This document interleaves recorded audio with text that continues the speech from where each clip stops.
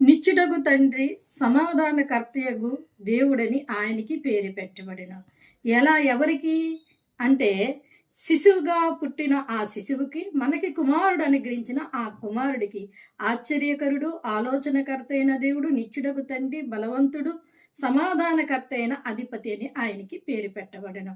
ఆయన నీ జీవితంలో, నా జీవితంలో, మనందరి జీవితంలో దేవునికి మనిషికి సమాధానాన్ని కోల్పోతే ఆ దేవుని దగ్గరికి సమాధానాన్ని తీసుకొచ్చిన సమాధాన అధిపతిగా ఆయన ఈ లోకానికి వచ్చారు.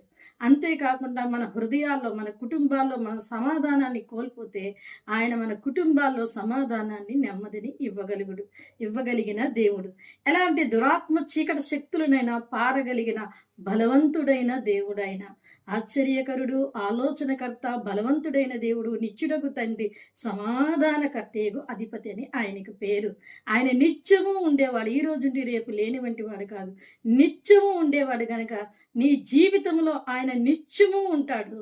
ఆయన వైపు నువ్వు చూస్తే ఆ ఆశ్చర్యకరుడైన ఆ దేవుడు నీ జీవితంలో ఆశ్చర్య కార్యాన్ని జరిగించి ఆయన నిన్ను బలపరిచి, స్థిరపరిచి క్రీస్తుని బండ మీద నిలబెడతాడు.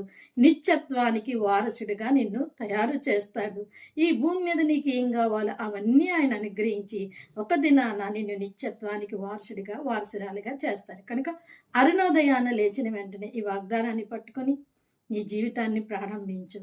ఈ క్రిస్మస్ దినాల్లో నిత్యుడగు తండ్రి నీకు నిత్యము నీ జీవితంలో ఉండి నీకు క్రిస్మస్ ఆనందాన్ని ఆయన కలుగజేయబోతున్నాడు గనక ఈ వాక్యాన్ని పట్టుకొని నీ జీవితాన్ని ప్రారంభించు.